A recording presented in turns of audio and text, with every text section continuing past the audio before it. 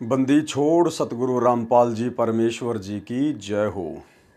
परम पिता परमात्मा सारी सृष्टि के रचनहार कुल मालिक असंख्य ब्रह्मांडों के स्वामी जगत गुरु तीनों लोकों में प्रवेश करके सबका भरण पोषण करने वाले राजाधिराज आत्माधार नाथों के नाथ देवों के देव महादेव सर्वेश्वर महेश्वर मृत्युंजय अजरो अमर आदि अनादि सनातनी प्रभु जगत पिता जगदीश्वर श्री श्री 1008 की उपाधि के वास्तविक अधिकारी अकाल मूर्त शब्द स्वरूपी राम वासुदेव सर्वगतम ब्रह्म परम पूज्य प्रथम पूज्य परम संत परम पुरुष परम धनी परम दयालु सत्य कबीर हक्का कबीर अल्लाहु कबीर अल्लाहु अकबर बाखबर अल्लाह ताला जगत के तारणहार जगत के मुक्तिदाता जगत के जगन्नाथ हारे के सहारे हिंदुओं के राम मुसलमानों के अल्लाह सिखों के वाहिगुरु ईसाइयों के मसीह दया के सागर दयानिधि करुणा के सागर करुणानिधि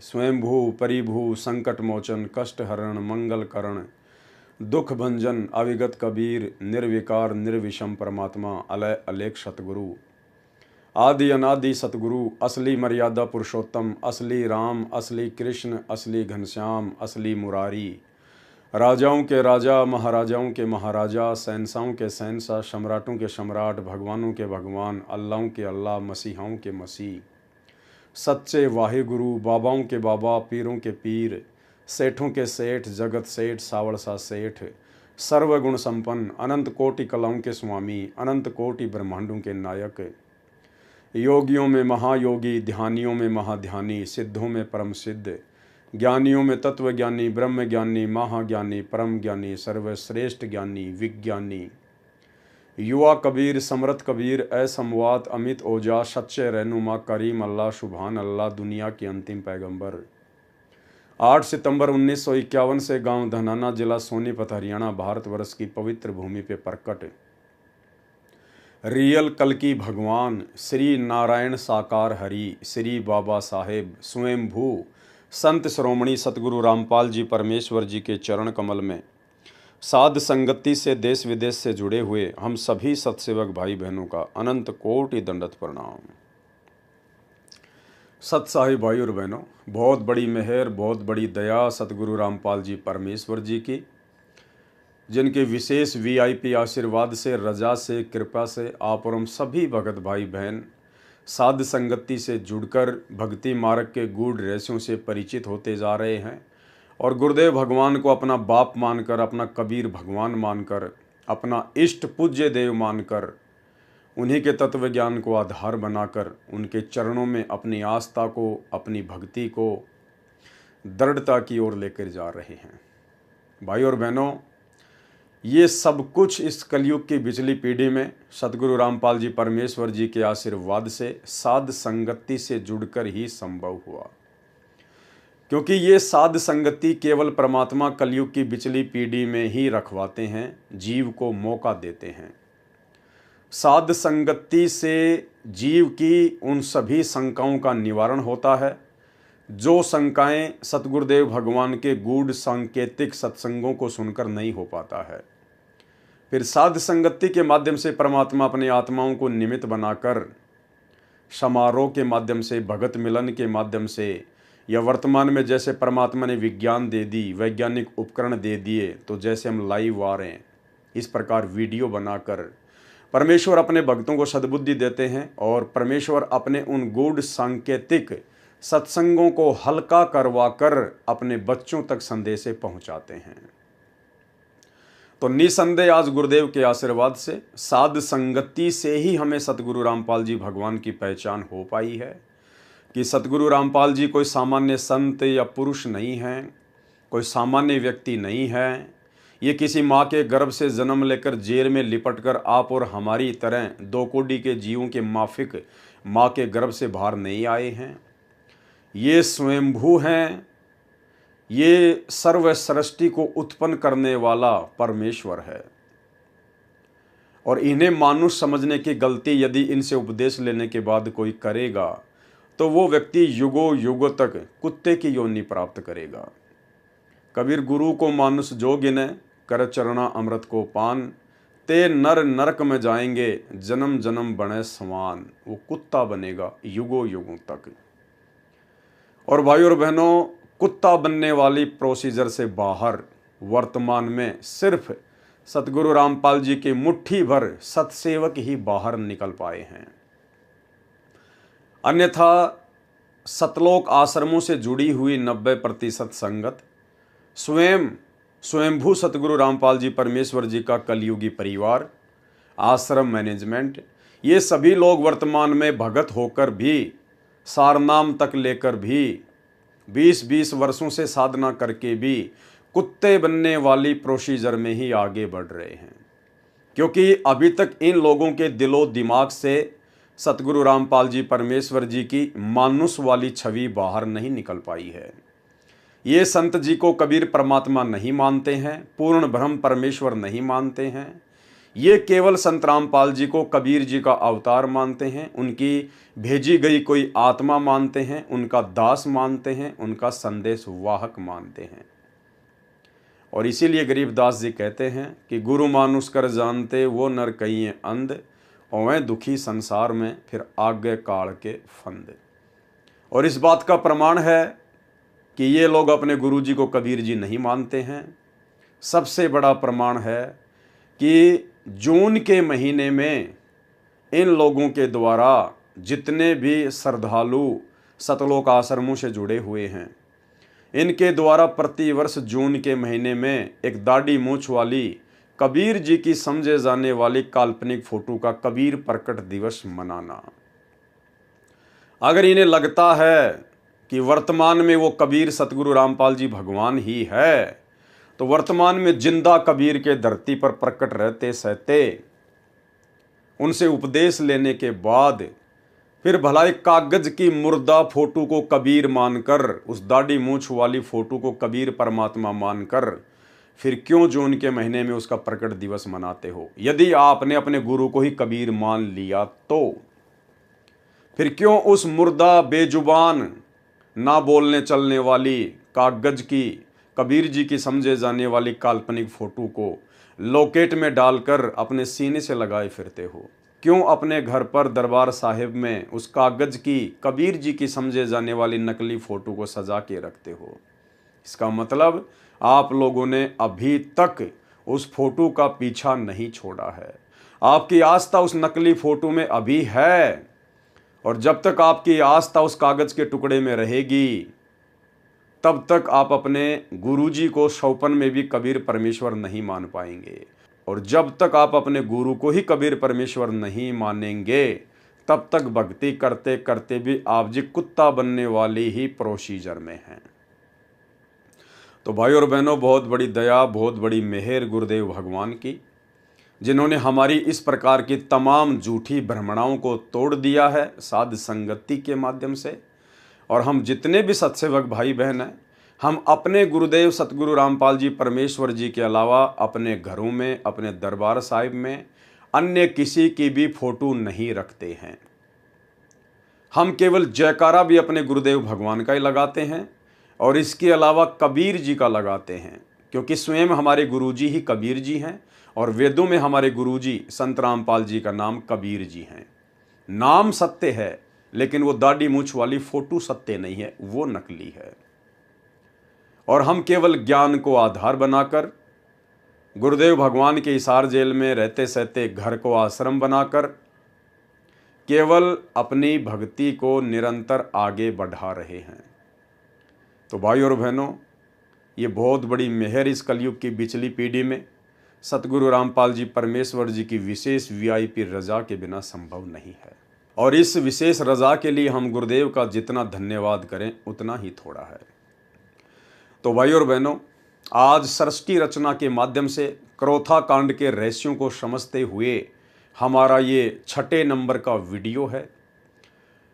और यदि आपने 1 नंबर पार्ट से देखना शुरू नहीं किया है, यानी अभी तक आपने वीडियो नंबर 1 से लेकर 5 तक नहीं देखे हैं, तो आपको कुछ भी समझ में नहीं आने वाला है। आप ये वीडियो देखकर अपना समय ही बर्बाद करेंगे। इसलिए आपसे प्रार्थना है, यदि आप समझना चाहते हैं वास्तव में पूरे षड्यंत्र को, पूरे घटनाक्रम को, क्रोथा कांड को, बरवाला कांड को, तो आप जी ने 1 नंबर पार्ट से वीडियो देखना शुरू करना चाहिए। कल जो हमारा 5वें नंबर का पार्ट था, 5वें नंबर का वीडियो था, यदि आपने उस वीडियो को नहीं देखा है तो अब आगे का वीडियो आपको बिल्कुल भी समझ में नहीं आने वाला है, क्योंकि कल का वीडियो हमारा स्वतंत्र कर्मों को लेकर था कि स्वतंत्र कर्म क्या होते हैं और स्वतंत्र कर्म के चलते जीव भक्ति मार्ग में स्वयं के लिए भी बाधा उत्पन्न कर देता है और अपने गुरुदेव भगवान के भक्ति मार्ग में भी बाधक बन के खड़ा हो जाता है। और इसी स्वतंत्र कर्म का नतीजा था 2006 का करोथा कांड और 2014 का बरवाला कांड, और वर्तमान में बरवाला कांड के बाद से 2024 तक जिस प्रकार से संत रामपाल जी परमेश्वर जी की 90% संगत की आध्यात्मिक दृष्टि से दुर्गति की जा रही है, उनके खुद के कलयुगी परिवार के द्वारा, आश्रम मैनेजमेंट के द्वारा, ये सब कुछ उन भक्तों के अपने स्वतंत्र कर्मों का ही नतीजा है। सतगुरु रामपाल जी परमेश्वर जी से उपदेश प्राप्त करने के बाद वे हमें अपने सत्संगों के माध्यम से गारंटी देते हैं कि यदि आप पूर्णतया मर्यादा में रहोगे और मेरे द्वारा दिए गए इन भक्ति मंत्रों का जाप करोगे तो आपके जीवन में कभी भी कोई आपत्ति या कोई संकट नहीं आएगा, काल का कोई भी अटैक आपके ऊपर नहीं होगा। लेकिन भाइयों, सन 2006 में खुद संत रामपाल जी के ऊपर ही आपत्ति आ गई। सन 2014 में खुद संत रामपाल जी के ऊपर ही संकट आ गया। तो हम क्या समझे इस बात से? जो संत दूसरों को गारंटी देता है कि मेरे से उपदेश लेने के बाद और मर्यादा में रहोगे तो आप भक्तों के ऊपर भी कोई आपत्ति नहीं आएगी। हम भगत तो 2 कोटि के प्राणी हैं, 2 कोटि के जीव हैं, मिट्टी के पुतले हैं। लेकिन हमारे गुरुदेव भगवान तो स्वयं परमात्मा हैं, परमेश्वर हैं, अविनाशी हैं। फिर भला इन्होंने कौन सी मर्यादा तोड़ दी होगी जो सन 2006 में बरवाला कांड के माध्यम से उनके ऊपर आपत्ति आई और फिर 2014 में करोथा कांड के माध्यम से आपत्ति आई। भाई और बहनों, हमने इन बातों को समझना पड़ेगा। परमेश्वर जब इस काल के लोक में हम आत्माओं को निकालने के लिए आते हैं तो परमेश्वर का काल के साथ कुछ एग्रीमेंट होता है, और उसी एग्रीमेंट के तहत काल ने परमेश्वर से वचन लिया था कि परमेश्वर आप नीचे जाना, आप जीवों को केवल अपना ज्ञान समझाना, अपने भक्ति विधान के बारे में बताना, समझाना। यदि आपकी बात मान के आपको फॉलो करे, मर्यादा में रहे, केवल उसी आत्मा को आप सतलोक लेकर जाना, अन्य के साथ में जबरदस्ती ना करना। आप किसी भी आत्मा को जबरदस्ती दबाव देकर यहां से ना लेकर जाना।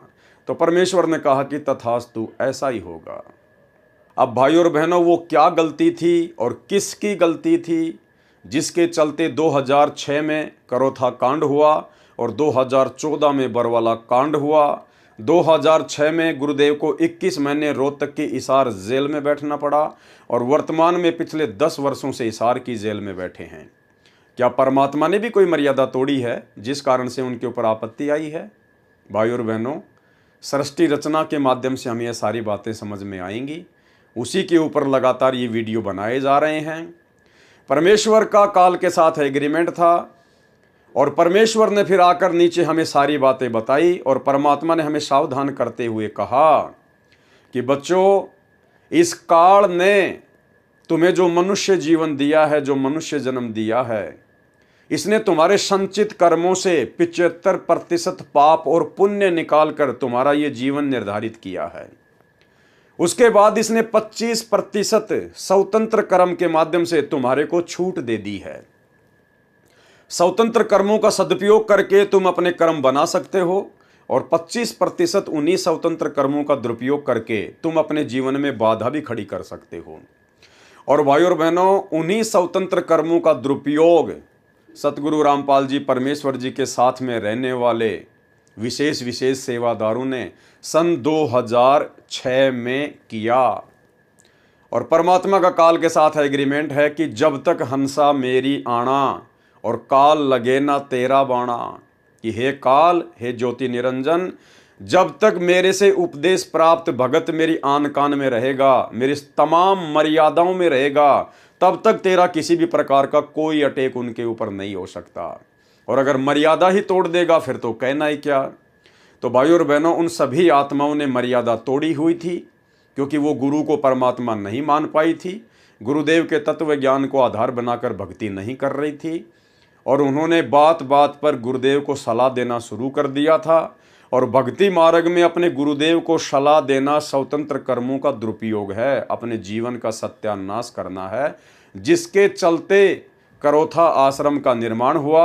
और फिर उसी करोथा आश्रम के निर्माण के बाद लगातार सतगुरु रामपाल जी परमेश्वर और उनके भक्तों के ऊपर आपत्तियां आनी शुरू हो गई, क्योंकि वो करोथा आश्रम सतगुरुदेव भगवान को सलाह देकर बनवाया गया था, ना कि सतगुरु रामपाल जी भगवान ने अपनी मर्जी से बनाया था।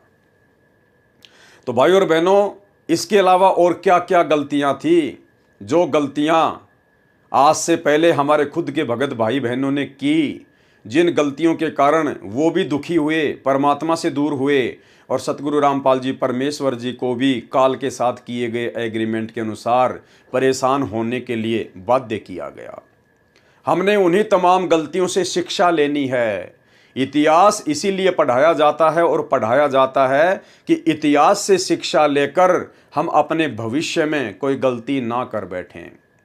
करोथा कांड हो चुका है, उसका फैसला भी आ चुका है, सब कुछ क्लियर है, लेकिन हमने इस पूरे घटनाक्रम को अच्छे से देखकर, सोचकर, समझकर शिक्षा लेनी है कि हम निकट भविष्य में इस भक्ति मार्ग में उन भगत भाई बहनों की तरह आगे कोई गलती ना कर बैठें, जिसके चलते हमारे भी जीवन का सत्यानाश हो और हमारे गुरुदेव भगवान की भी दुनिया में बदनामी हो। तो अब हम चलते हैं करोथा कांड का रहस्य नामक पुस्तक के पेज नंबर 43 के ऊपर, और इस पुस्तक के ऊपर आज हमारा ये लास्ट वीडियो है। उसके बाद अगला वीडियो कल रात्रि 9 बजे बरवाला कांड के ऊपर होगा। ठीक इसी प्रकार हम लोग बरवाला कांड को भी समझने का पूरा प्रयास करेंगे, तथ्यों के साथ, प्रमाणों के साथ में। मिथ्या आरोप, यानी जब करोथा कांड हो गया था, गुरुदेव भगवान रोहतक की जेल में चले गए थे, उसके बाद में प्रिंट मीडिया और इलेक्ट्रॉनिक मीडिया के माध्यम से तमाम प्रकार की खबरें निकाली गई, कुछ झूठी तो कुछ सच्ची। क्या थी? मिथ्या आरोप लगाया गया पुस्तक के लेखक के अनुसार सतलोक आश्रम के ऊपर। आश्रम में लिफ्ट थी, सुरंग थी, वह सुरंग में कैमरे लगे हुए थे, प्रवचन स्टेज व एसी गाड़ियां मिली। झूठ छपा, आश्रम में सुरंग और सुरंग में कैमरे। दैनिक भास्कर 15 जुलाई 2006 को पुस्तक के लेखक के अनुसार ये बिल्कुल गलत छपा था। सच क्या छपा था? सुरंग नहीं, सबवे, यानी आश्रम में जिसे सुरंग का नाम दिया जा रहा था, वो सुरंग नहीं बल्कि वो एक अंडरपास था, वो एक सबवे था जो आश्रम के नीचे बनाया गया था, एक रास्ता। सुरंग नहीं, सबवे, जो एक कमरे को दूसरे कमरे से जोड़ने का माध्यम मात्र है। सुरंग के नीचे 10 तो क्या, एक भी कमरा नहीं है। पंजाब केसरी 19 जुलाई 2006 को प्रकाशित हुआ। प्रमाण है, न भूमिगत कमरे न आपत्तिजनक सामग्री, हरी भूमि 19 जुलाई 2006। टिप्पणी, सतलोक आश्रम करोथा लगभग 4-5 एकड़ में बना हुआ है, जहां पर हजारों श्रद्धालुओं के सत्संग सुनने की व्यवस्था है, जो सत्संग के दौरान श्रद्धालुओं से खचाखच भरा रहता है, इसके लिए कि आश्रम में ज्यादा श्रद्धालु बैठ सकें। एक नई दूसरी स्टेज बनाई गई जो महाराज जी के विश्रामालय से काफी दूर थी, और भीड़ में स्टेज तक जाने का कोई और जरिया न देखते हुए आश्रम में बंदी छोड़ भक्ति मुक्ति ट्रस्ट ने, यानी आश्रम के सेवादारों ने, आश्रम के भक्तों ने जमीन के नीचे से एक गलियारा सबवे बनाया, ताकि श्रद्धालुओं की भीड़ को भी परेशानी न हो, और सतगुरु रामपाल जी महाराज को भी यह गलियारा सतगुरुदेव के विश्राम करने वाले स्थान से सीधा प्रवचन के स्टेज तक जाता है, और वहां से भक्तों ने अपने गुरुदेव जी को ज्यादा कष्ट न हो ये समझते हुए लिफ्ट वाला आसन लगा दिया। भाइयों और बहनों, कल आपने स्वतंत्र कर्मों को लेकर वीडियो पढ़ा था। ये 2 गलतियां करोथा आश्रम मैनेजमेंट ने, बड़े बड़े भक्तों ने उन्हीं स्वतंत्र कर्मों का ज्ञान को आधार ना बनाकर दुरुपयोग किया और उन भक्तों के द्वारा इस प्रकार से स्वतंत्र कर्मों का दुरुपयोग करने के चलते करोथा कांड के बाद में यही सब बातें मीडिया के माध्यम से गुरुदेव भगवान की और सतलोक आश्रम करोथा की बदनामी का कारण बना। क्या लिखा जा रहा है भगत विजय दास के द्वारा, जिसने पुस्तक लिखी है कि आश्रम में बंदी छोड़ भक्ति मुक्ति ट्रस्ट ने, अब बंदी छोड़ भक्ति मुक्ति ट्रस्ट तो एक डॉक्यूमेंट्स है, एक नाम है। वो बंदी छोड़ भक्ति मुक्ति ट्रस्ट जो 4 अक्षर हैं वो थोड़े ना सव्य बनाएंगे, वो तो कागज के टुकड़े हैं। तो बंदी छोड़ भक्ति मुक्ति ट्रस्ट ने, इसका मतलब है कि आश्रम के मैनेजमेंट ने, आश्रम में रहने वाले विशेष भक्तों ने, सेवादारों ने, जो गुरुदेव के साथ में रहते थे, उन लोगों ने अपनी मनमानी करते हुए अपनी सोच आधार से आश्रम में बंदी छोड़ भक्ति मुक्ति ट्रस्ट ने जमीन के नीचे से, करोथा आश्रम के नीचे से एक गलियारा सबवे बनाया ताकि श्रद्धालुओं की भीड़ को भी परेशानी न हो। और सतगुरु रामपाल जी महाराज जी भी ये गलियारा सतगुरुदेव के आराम करने वाले स्थान से सीधा प्रवचन के स्टेज तक जाता है। इन्होंने जमीन के नीचे एक सबवे बनाया, एक सुरंग टाइप एक गलियारा बनाया जो नीचे ही नीचे एक कमरे से दूसरे कमरे को जोड़ता है। और वो इन्होंने इसलिए बनाया, ये सोचकर बनाया कि जब गुरुजी अपने आराम करने वाले स्थान से भक्तों के लिए सत्संग करने के लिए स्टेज पर आएंगे तो गुरुजी को भक्तों के बीच से होके आना पड़ेगा। यानी जैसे माइयां और भगत अलग अलग बैठते हैं आश्रम में, तो बीच में कम से कम 10 से 12 फुट की गैलरी होती है आने जाने के लिए। तो सतलोक आश्रम करोथा मैनेजमेंट ने यह सोचकर कि गुरुजी को भक्तों के बीच से ना आना पड़े, गुरुजी सीधे अंडरग्राउंड तरीके से अपने कमरे से और स्टेज तक आ जाएं। और फिर इन्होंने और क्या गलती कर दी, जमीन के नीचे से स्टेज तक आने के लिए इन्होंने एक लिफ्ट बना दी कि गुरुजी नीचे से लिफ्ट में बैठकर सीधे अपने प्रवचन वाले स्टेज पर आ जाएं।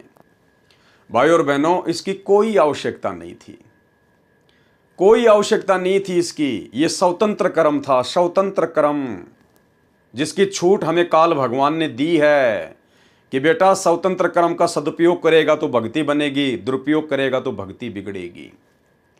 अरे ये तो बहुत अच्छी बात थी भाई, 4 या 5 एकड़ में पूरा आश्रम फैला हुआ है और मुश्किल से जहां पर गुरुजी आराम करते हैं वहां से जब गुरुजी सत्संग करने के लिए स्टेज पर आते हैं तो मुश्किल से 70 से 80 या 90 मीटर की दूरी गुरुदेव को चलकर तय करनी होती है।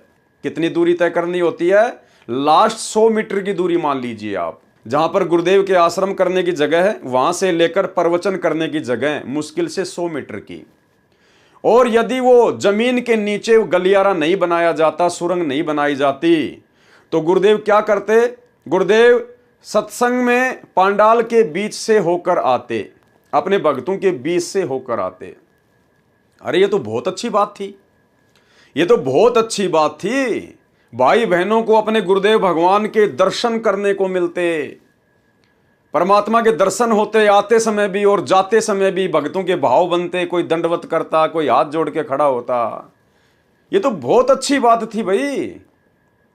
गुरुदेव को इतना छुपाया क्यों जा रहा है? वो परमात्मा तो अपनी आत्माओं के लिए आता है, उनसे प्यार करने के लिए आता है, उनकी देख रेख के लिए आता है। और हम भी तो आश्रम में इसीलिए जाते हैं कि गुरुदेव के हमें दर्शन हो सकें, अन्यथा सत्संग तो सबके घर में है। आश्रम में केवल उनके दर्शनों के लिए जाते थे भगत, उनके मुख कमल से सत्संग सुनने के लिए जाया करते थे। तो ये इन लोगों का मनमाना आचरण था स्वतंत्र कर्मों के तहत, अन्यथा 100 मीटर की दूरी कोई ज्यादा नहीं होती है। अरे परमात्मा तो गांव गांव जाकर सत्संग किया करते थे भाई, वहां पर तुमने कौन सा जमीन के नीचे सुरंग बना रखी थी कि हमारे गुरुजी को कोई देख ना ले, गुरुजी को कोई बाधा ना हो जाए। ये केवल इन भक्तों की अपनी सोच थी, जबकि सतगुरु रामपाल जी भगवान तो करोथा आश्रम बनने से पहले बसों में बैठकर उनको बैठने के लिए सीट भी नहीं मिलती थी। एक समय सन 1994 के आसपास में सतगुरु रामपाल जी भगवान राजस्थान के माउंट आबू में सत्संग करके वापस आ रहे थे। उस समय उनके पास में अपना कोई भी साधन नहीं था, वो रोडवेज बस में आ रहे थे और माउंट आबू से ही ब्रह्म कुमारी पंथ से एक जगदीश नाम का व्यक्ति सत्संग सुनकर वापस आ रहा था, उसी बस में बैठा हुआ था। उसने देखा कि सतगुरु रामपाल जी बस का ऊपर का जो सरिया है, जो रेलिंग है, उसको पकड़कर खड़े हुए थे। बस खचाखच भरी हुई थी। परमात्मा ने उस भगत से बातचीत करनी चाहिए। उस भगत ने कहा कि मैं तो माउंट आबू से आ रहा हूं, ब्रह्म कुमारी पंथ से। गुरुदेव भगवान ने कहा कि बेटा उस पंथ में कुछ भी नहीं है, वो काल का पंथ है। अगर वास्तव में तेरे को सत्य ज्ञान चाहिए, मुक्ति चाहिए, तो मैं करोथा आश्रम में रहता हूं, वहां पर आ जाना। कहने का मतलब भाई और बहनों, उसके बाद में उस जगदीश भगत ने नाम दीक्षा ली, वो सात संगति में भी जुड़ा, उसने अपने आप बीती भी बताई। अब आप स्वयं सोचिए, सतगुरु रामपाल जी भगवान तो करोथा आश्रम बनने से पहले बसों में भी खड़े खड़े सत्संग करने के लिए जाया करते थे, गांव गांव जाया करते थे। उस समय सतगुरु रामपाल जी परमेश्वर जी को कोई दिक्कत नहीं थी, कोई आपत्ति नहीं थी। लेकिन जैसे ही सतलोक आश्रम बना, लेकिन जैसे ही सतलोक आश्रम करोथा का निर्माण हुआ, उसके बाद भक्तों ने अपनी तरफ से विशेष व्यवस्थाएं करनी शुरू कर दी, मनमाना आचरण करना शुरू कर दिया। और उन्होंने जमीन के नीचे वो सबवे बना दिया, वो गलियारा बना दिया, लिफ्ट लगा दी। जबकि भाई और बहनों, ज्ञान आधार से इन सब चीजों की कोई आवश्यकता नहीं थी। ये केवल भक्तों के पैसों का दुरुपयोग करना था। और लेखक ने इसी पुस्तक में लिखा हुआ है कि सतलोक आश्रम करोथा के ऊपर 30 लाख रुपए कर्जा था, 30 लाख रुपए। तो भाई जब इस प्रकार से मनमानियां करोगे, अपनी तरफ से आवश्यकता से अधिक व्यवस्थाएं करोगे, तो कर्जाई होगा और क्या होगा। तो भाई और बहनों, ये स्वतंत्र कर्मों का दुरुपयोग था। ये गलियारा बनाने की, ये सबवे बनाने की कोई आवश्यकता नहीं थी सतलोक आश्रम करोथा में।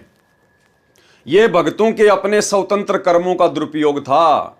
और इन्हीं स्वतंत्र कर्मों को आधार बनाकर फिर काल ने संत समाज में, पूरे हरियाणा में, पूरे देश में 2006 में मीडिया के माध्यम से जमकर सतगुरु रामपाल जी परमेश्वर जी की बदनामी करवाई। तो ये होता है स्वतंत्र कर्मों का दुरुपयोग। और ये दुरुपयोग सतलोक आश्रम करोथा में सतलोक आश्रम मैनेजमेंट ने अपने गुरुदेव को मानुष मानकर किया। भाई और बहनों, हमने आगे इन सब चीजों का ध्यान रखना है। अगर परमेश्वर हमें इस प्रकार की कभी सेवा दें, हमारा कोई सौभाग्य जागृत हो, तो भाई और बहनों, हमने अपनी तरफ से एक कदम भी भक्ति मार्ग पर नहीं बढ़ाना है, एक कदम भी। जितना गुरुदेव भगवान ने हमें आदेशित कर दिया, निर्देशित कर दिया, केवल हमने उतना ही कार्य करना है, बाकी अपनी भक्ति। अपनी तरफ से भगत ने कोई दिमाग नहीं लगाना है, कोई डेढ़ शाना नहीं बढ़ना है। ये परमेश्वर का मार्ग है, वो अंतर्यामी है, उसको पता है कि कब क्या करना है, कब क्या नहीं करना है। परमेश्वर को सलाह देना, अपना सत्यानाश करना है। तो ये शिक्षा लेनी है आप और हम सभी भाई बहनों ने, हमारे पुराने भगत भाई बहनों की गलतियों से, कि भक्ति मार्ग में भगत की मनमानी नहीं चलती है। भक्ति मार्ग में यदि परमात्मा भगत को अपने आश्रम में रखता, अपने साथ में रखता है, तो केवल उसके शुभ कर्म बनाने के लिए रखता है। क्योंकि उन आत्माओं के संस्कार बहुत ही कमजोर होते हैं। परमात्मा उनको मौका देता है भक्ति के माध्यम से संस्कारों को मजबूत करने का, और वो आत्मा समझ बैठती हैं कि हम तो कोई विशेष आत्मा हैं, हम तो विशेष भगत हैं, जिस कारण से गुरुजी ने हमें अपने पास में रखा है। एक समय सतलोक आश्रम बरवाला में बिहार से एक 70-80 साल की बूढ़ी माई जो पंडाल में बैठी रहती थी, दर्शनों के लिए गुरुदेव के पास लाइन में लग के गई। तो माई को भरम था। माई ने गुरुदेव से दर्शनों के समय कहा कि गुरुदेव, सबसे पहले तो यही भगत पार होंगे जो 24 घंटे आपके आगे पीछे घूमते रहते हैं, कोई बॉडीगार्ड बन के घूम रहा है। ये परमात्मा, ये तो दिन में 20 बार आपके हाथ से प्रसाद खाते हैं, दिन में 50 बार आपको दंडवत करते हैं, आप भी इनको आशीर्वाद देते रहते हो। मालिक, सबसे पहले तो यही पार होंगे। तो गुरुदेव ने माई से कहा कि माई एक बात बता, डॉक्टर सबसे ज्यादा कौन से मरीज के पास में रहता है? ज्यादा देखभाल डॉक्टर कौन से मरीज की करता है ज्यादा? बोला जी उसी की करेगा जो ज्यादा सीरियस होगा, ज्यादा बीमार होगा, मरने की हालत में होगा। तो बोला माई ये जितने भी भगत जो मेरे आसपास आपको दिखाई दे रहे ना, ये सारे के सारे कोमा में हैं। आध्यात्मिक दृष्टि से ये तुम सबसे ज्यादा बीमार हैं। अगर मैं इनको अपने पास में ना रखूं तो काल इनको कब का उठा ले जाए। इनके संस्कार इतने कमजोर हैं। तो भाई और बहनों, हमने केवल अपने भगवान को देखकर और ज्ञान को देखकर ही भक्ति करनी पड़ेगी। भक्तों को देखकर भक्ति नहीं होती है कि ये भगत तो गुरुजी के साथ 24 घंटे रहता है, ये तो गुरुजी की गाड़ी चलाता है, ये तो गुरुजी के कपड़े साफ करता है, मैं इसके साथ रहूंगा तो मुझे लाभ मिलेगा, मुझे ज्ञान हो जाएगा। उल्टा नीचे गिरोगे भक्ति मार्ग में। गुरुदेव ने जो हमें मेडिसिन देनी थी वो दे दी, सत्संग दे दिए, 3 समय की आरती दे दी, जाप करने के लिए मंत्र दे दिए, 5 यज्ञ दे दी। हमने ये खुराक खानी है और अपना रोग कटवाना है। रोगी के साथ में रोगी की चापलूसी करके आप कभी भी स्वस्थ नहीं हो सकते। तो गुरुदेव भगवान के अलावा धरती पर जितने भी प्राणी हैं, रंग से लेकर राजा, ये सब आध्यात्मिक दृष्टि से रोगी हैं। सबको जन्म मरण का रोग लगा हुआ है और दवाई परमात्मा ने सबको समान रूप से दी है। अगर दवा खाएंगे तो रोग कटेगा, एक दूसरे रोगी की चापलूसी करने से कभी रोग नहीं कटता है। तो आप और हम भाई बहनों ने शिक्षा लेते हुए निकट भविष्य में इस प्रकार की गलतियां करने से बचना है। आश्रम में बंदी छोड़ भक्ति मुक्ति ट्रस्ट ने यानी आश्रम के भक्तों ने जमीन के नीचे गलियारा सबवे बनाया ताकि श्रद्धालुओं की भीड़ को भी परेशानी न हो। अरे श्रद्धालुओं को क्या परेशानी थी भाई? श्रद्धालुओं को तो खुशी होती अगर हमारे गुरुदेव भगवान अगर हमारे बीच में से आते प्रवचन करने के लिए, तो हमारी आत्मा तो गदगद हो जाती, दिल गार्डन गार्डन हो जाता। गुरुदेव के साक्षात 10-15 मिनट तक या 2-4 मिनट तक जब तक गुरुदेव आते हुए दिखाई देते, हमें उनके दर्शन होते। कबीरा दर्शन साधु का मुख पर बसे सुहाग, और दर्शन उन्हीं को होत है जिनके पूर्ण भाग। अरे ये तो हमारा परम सौभाग्य होता, उन आत्माओं का परम सौभाग्य जो उस समय थी, जो अपने गुरुदेव के 2 मिनट तक, जब तक वो 100 मीटर की दूरी पार करके आते, सबको आशीर्वाद देते हुए आते, कितना अच्छा लगता, सबकी आत्मा गदगद हो जाती। तो इसमें श्रद्धालुओं को दिक्कत कहाँ होनी थी? इसमें भक्तों को दिक्कत कहाँ होनी थी? जो आप लिख रहे हैं, बोल रहे हैं कि हमने वो नीचे अंडरग्राउंड में वो गलियारा बनाया ताकि भक्तों को दिक्कत ना हो। अरे भगत कौन सा उस गलियारे में जाते थे? कौन सा उस गलियारे का यूज करते थे? और गुरुदेव हमारे बीच में से आते, सत्संग के बीच में से आते, कितना अच्छा लगता, कितने हमारे पुण्य बढ़ते उनके दर्शन करने से। तो भाइयों और बहनों, ये मनमाना आचरण था सतगुरु रामपाल जी परमात्मा का। वो गलियारा बनाने का, वो सुरंग बनाने का कोई आदेश नहीं था। इस परमेश्वर को चलने फिरने में कोई दिक्कत नहीं है। दुनिया बूढ़ी हो सकती है, दुनिया रोगी हो सकती है, दुनिया के हाड़ घोड़े ढीले हो सकते हैं, इस परमेश्वर के नहीं। परमेश्वर ने गोरखनाथ जी से कहा था, जब गोरखनाथ ने परमात्मा की उम्र पूछी तो परमेश्वर जी ने कहा था कि ना मैं बूढ़ा, ना मैं बालक, ना मैं भाट भिखारी, कहे कबीर सुनो रे गोरख, ये है उम्र हमारी, कि मैं तो युवा कबीर हूं, युवा कबीर समर्थ कबीर, ना मैं बच्चा हूं, ना बूढ़ा हूं, ना भाट हूं, ना भिखारी हूं। तो भाइयों और बहनों, सतलोक आश्रम करोथा में जमीन के नीचे वो सुरंग बनाना, वो गलियारा बनाना, सबवे बनाना और सुरंग वगैरह बनाना, ये सब कुछ अपनी तरफ से मनमानियां थी, स्वतंत्र कर्मों का दुरुपयोग था, जो आगे चलकर सतगुरु रामपाल जी भगवान की बदनामी का कारण बना। आश्रम में बंदी छोड़ भक्ति मुक्ति ट्रस्ट ने जमीन के नीचे एक गलियारा सबवे बनाया ताकि श्रद्धालुओं की भीड़ को भी परेशानी न हो, और सतगुरु रामपाल जी महाराज को भी ये गलियारा सतगुरुदेव जी के आराम करने वाले स्थान से प्रवचन करने के स्टेज तक जाता है, और वहां से भक्तों ने अपने गुरुदेव जी को ज्यादा कष्ट न हो ये समझते हुए लिफ्ट वाला आसन लगा दिया। मतलब गुरुदेव भगवान को नीचे अंडरग्राउंड से ऊपर स्टेज तक आने में ये कह रहे हैं कि कोई कष्ट ना हो, कोई संकट ना हो, कोई दुविधा ना हो। अरे अगर भाई साहब आप लोग अगर इतने ही गुरुदेव के प्रति चिंतित हो, तो गुरुदेव उसके बाद 21 महीने रोहतक की जेल में बैठे, आपने कौन सी सुविधा उनको आपने उपलब्ध करवा दी? तुम्हारी मनमानियों के कारण गुरुदेव भगवान को दुखी होना पड़ा 21 महीने रोहतक जेल में। तुमने क्या सुविधा दी उनको?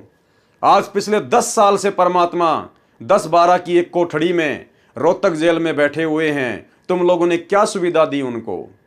तो भाइयों और बहनों, ये सारा का सारा मनमाना आचरण था जो आगे चलकर संत की बदनामी का कारण बना। और साथ में पौड़ी भी बनवा दी। अब बताओ, लिफ्ट भी बनवा दी और पौड़ी भी बनवा दी। भैया कोई बिल्डिंग बना रहे थे क्या? कोई अपार्टमेंट बना रहे थे क्या?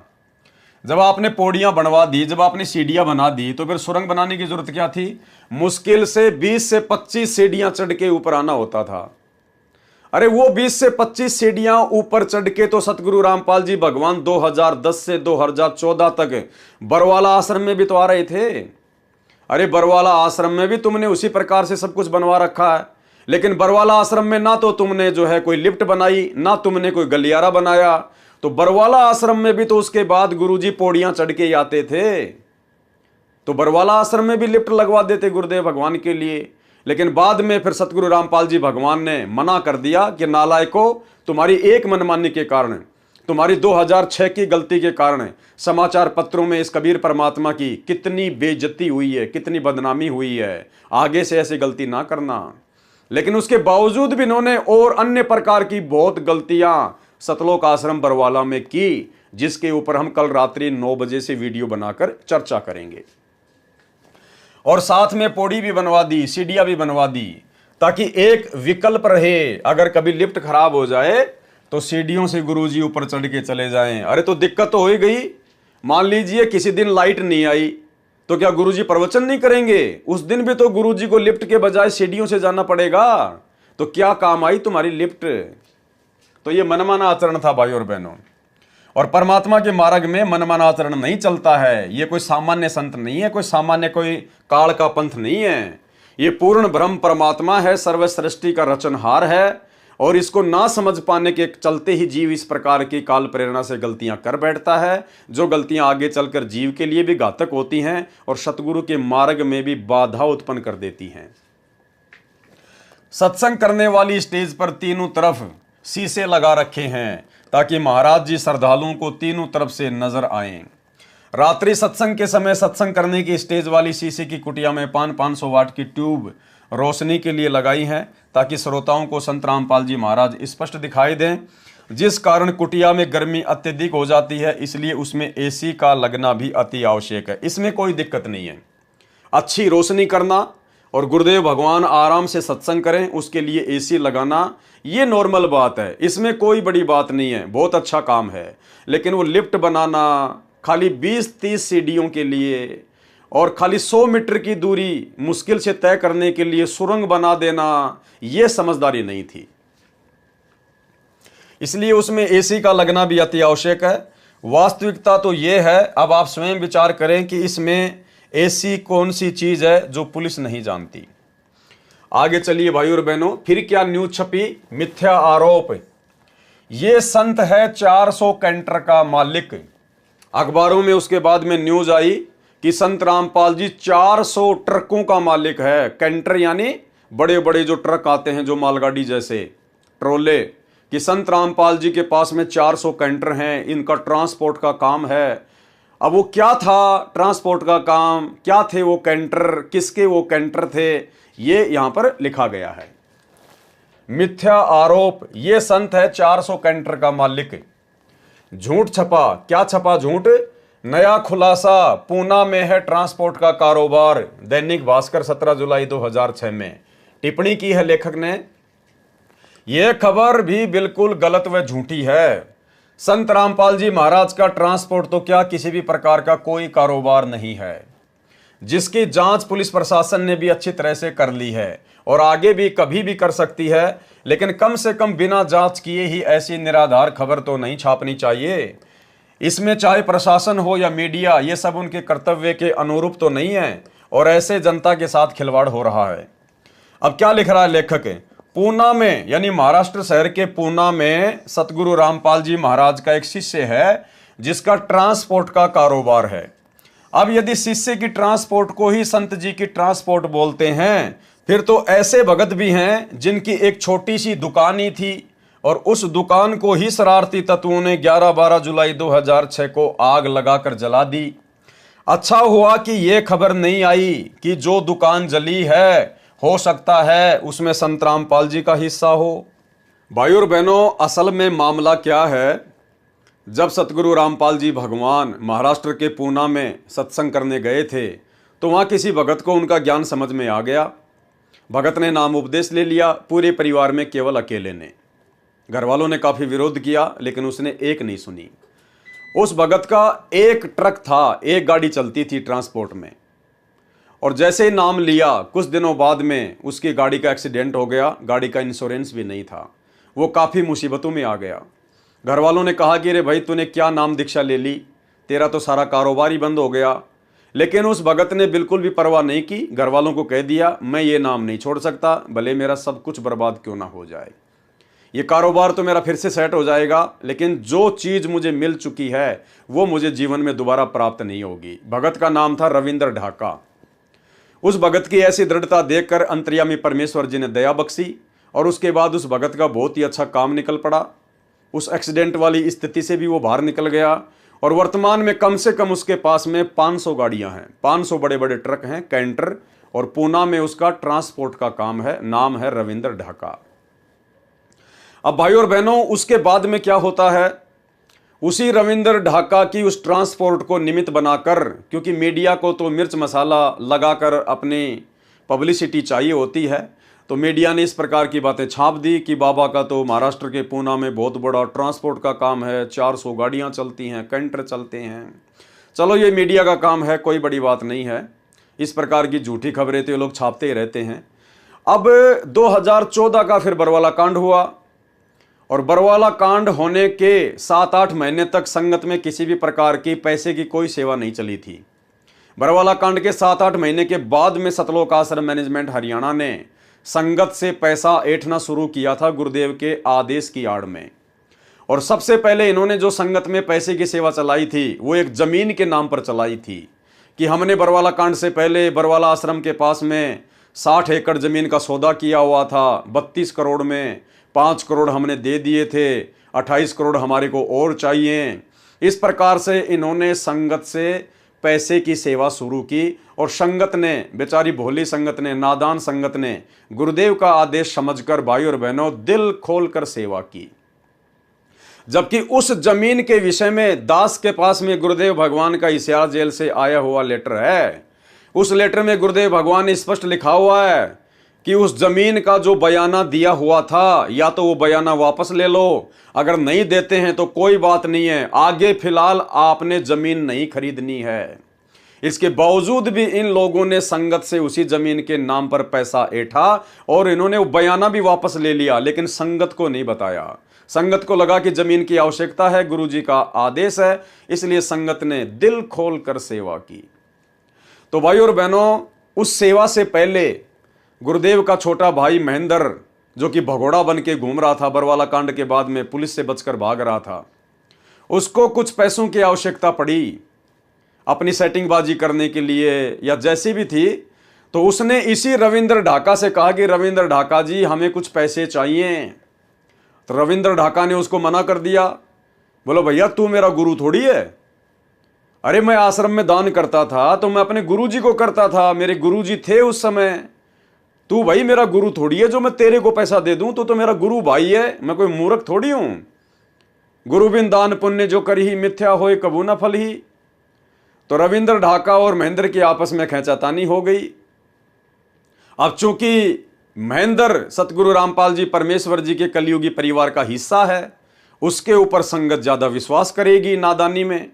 तो सतगुरुदेव के छोटे कलयुगी भाई महेंद्र ने हिसार जेल का नाम बताकर और एक झूठा लेटर उस रविंद्र ढाका के नाम पर निकाल दिया कि भाई हिसार जेल से गुरुजी ने तेरे नाम का लेटर लिख के भेजा है, और ये लेटर पढ़ ले। इस लेटर में क्या लिखा हुआ है भाई और बहनों, वो लेटर दास अब आपको पढ़ाएगा। 2015 का वो लेटर है, और दास के पास में 2014 बरवाला कांड के बाद से सारे एविडेंस है, सारे सबूत हैं, जो जो गलतियां इन्होंने की नादानी में, वो लेटर दास आपको दिखाएगा। उस लेटर को पढ़ने के बाद में भाई और बहनों, आप जी खुद निर्णय कर लेना कि आपके सर्व समर्थ गुरुदेव भगवान को, आप और हमारे पूज्य परमेश्वर जी को उस लेटर के माध्यम से मात्र 50 लाख रुपए के लिए कितना बेबस और लाचार दिखाया गया है। कितना बेबस और लाचार। गुरुदेव प्रार्थना कर रहे हैं उस रविंद्र ढाका से उस लेटर में कि भाई मुझे उधार दे दे, उधार। क्या ये परमात्मा उधार मांगेगा क्या? जो तीनों लोकों में प्रवेश करके सबका भरण पोषण करता है, ये उधार मांग के अपनापन चलाएगा? ये उधार मांग कर अपना काम करेगा क्या? जो दुनिया को हीरे मोती लाल देता है ये उधार मांगेगा? लेकिन इनके नाम से वो लेटर निकाला गया। तो सोचिए गुरुजी का परिवार गुरुजी को क्या मानता है? मानुष से ज्यादा नहीं मानता। देखिए वो लेटर, ये है भाइयों और बहनों वो लेटर। अब काफी बार इसको इधर उधर करते समय थोड़ा सा ये धुंधला सा हो गया है, लेकिन फिर भी आपको दिखाई दे रहा होगा। सर्व भक्तों से निवेदन, पता चला है कि सेवादार आपस में मिलकर नहीं चल रहे।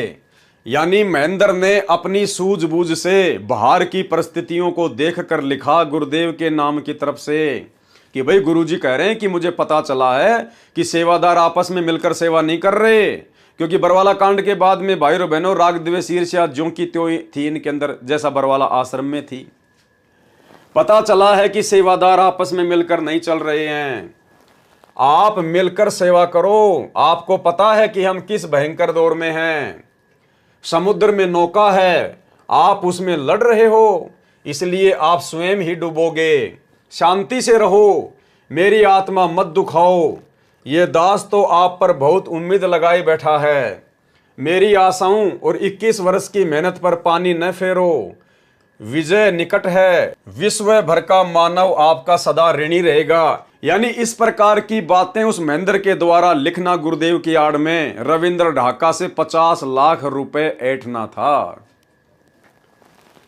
सरकार मैदान छोड़ने वाली है। अब बताओ भाई और बहनों, अगर ये गुरुदेव का लेटर होता तो उनके वचन कभी फैल नहीं हो सकते, मिथ्या नहीं हो सकते। सरकार ने तो आज तक अपना मैदान नहीं छोड़ा, 10 साल हो गई। तो ये किसके द्वारा लिखा गया होगा ये लेटर? आप जी स्वयं निर्णय कर लेना। सरकार मैदान छोड़ने वाली है, आप मिलकर संघर्ष करो। आप दिनांक 11/8/2015 को पूरा जोर लगा दो संगत को हिसार लाने के लिए। भाई क्यों बुलाएंगे हमारे गुरुदेव संगत को हिसार में? संगत का क्या काम है? पुलिस प्रशासन ने गुरुजी को कोर्ट में पेश किया, कोर्ट ने गुरुजी को हिसार जेल में बैठा दिया। अब तो वकीलों का और जजों का काम है। संगत क्या निर्णय करेगी? क्या संगत गुरुजी को सजा सुनाएगी क्या, या उनको बरी करेगी? संगत का क्या काम था हिसार की तारीखों पर? लेकिन इस प्रकार से लेटर निकालकर काल प्रेरणा से, ये स्वतंत्र कर्म है भाई और बहनों, ध्यान रखना। ये स्वतंत्र कर्मों के तहत सब कुछ काल प्रेरणा से हो रहा था। संगत का भला हिसार में क्या काम? कोई काम नहीं था। लेकिन देखो गुरुदेव का आदेश बताकर किस प्रकार से षड्यंत्र रचा गया। पूरा जोर लगा दो संगत को हिसार लाने के लिए, चाहे मेरी वीसी से पेशी क्यों ना हो। आप फटियों पर निमन वाक्य लिखना, यानी हाथ में बोर्ड लगा लगा के, और क्या लिख के लेके आना है? संत रामपाल दास व अनुयायियों पर झूठे मुकदमे बनाए हैं। अब भाई हम अपने गुरुजी के नाम के आगे दास कैसे लगा सकते हैं? हम अपने गुरुजी के नाम के आगे अपने हाथ से संत रामपाल दास कैसे लिख सकते हैं? ये विचार करने की बात है। संत रामपाल दास व अनुयायियों पर झूठे मुकदमे बनाए हैं। न्याय के मंदिर में बैठे जज देवताओं न्याय की उम्मीद लेकर आए हैं। अब देखो यहां पर जजों को क्या कहा जा रहा है? देवताओं। जबकि 2014 बरवाला कांड से पहले तो उन्हीं जजों के खिलाफ पुस्तकें छापी गई, पता नहीं क्या क्या बातें उनके खिलाफ लिखी गई। भ्रष्ट है, भेड़िया है, पता नहीं क्या क्या उनको भड़का दिया गया बरवाला कांड करवाने के लिए स्वतंत्र कर्मों के तहत। अब यहां पर जजों के लिए महेंद्र जी देवता शब्द का यूज कर रहे हैं और कह रहे न्याय की उम्मीद लेकर आए हैं। नंबर 2, हे सरकार में बैठे अंधे गूंगे बहरे नेताओं, काला इतिहास बन जाएगा। सता रहे हो निर्दोष संत और भक्तों को, तुम्हारा कुल का नाश हो जाएगा। नंबर 3, याद ताजा कर दी रावण कंस हिरणाकुश के अत्याचारों की। कभी सुनेगा भगवान हम निर्दोष बेसहारों की। नोट, आप छोटा सा पैम्पलेट बनाकर भी ये वाक्य बांट सकते हो। 30/7/2015 को, 31/7/2015 को यदि आप उचित समझें तो ऊपर लिखे वाक्यों को पंपलेट उसमें यह लिखकर कि कृपया जाने बरवाला की घटना का सच, पुस्तक बरवाला कांड की घटना की सच्चाई से आप हिसार कोर्ट से सब जजों के कार्यालय में ये पंपलेट तथा पुस्तक बरवाला की घटना की सच्चाई बांट सकते हैं। डरना नहीं है, कुछ बहनें भी इस कार्य को कर सकती हैं। जिनको जेल भी जाना पड़े तो कोई परेशानी न हो। देखो, परमात्मा इस प्रकार से नहीं करवा सकते अपने बच्चों से भाई और बहनों, और ना परमात्मा ये लिखेंगे कि जेल जाना पड़ जाए तो कोई दिक्कत नहीं है, क्योंकि जेल तो हो चुकी। गुरुदेव भगवान को जो होना था वो तो हो गया। अब भगत उसमें क्या कर सकते हैं? भगत केवल गुरुदेव का ज्ञान प्रचार कर सकते हैं, बैठ के अपनी भक्ति कर सकते हैं। बहनें तथा ऐसे ही भगत भाई निडर होकर यह पुस्तक जजों की मेज पर रखो। पंपलेट में आप ये वाक्य भी लिख सकते हो कि फटियों तथा बैनरों पर प्रिंट कर रखे हैं। पुस्तक बरवाला की घटना की सच्चाई जो पहले छपा रखी है वह भी चलेगी, तथा बाद में भविष्यवाणियां लिखने को कहा था वह भी चलेगी। भिवानी वाले भक्तों से कहो कि वे आपसी खींचातानी करके कर्म खराब न करें। बहन अनीता को कहो कि वह अपने पति को कुछ भी कार्यक्रम की जानकारी ना दे।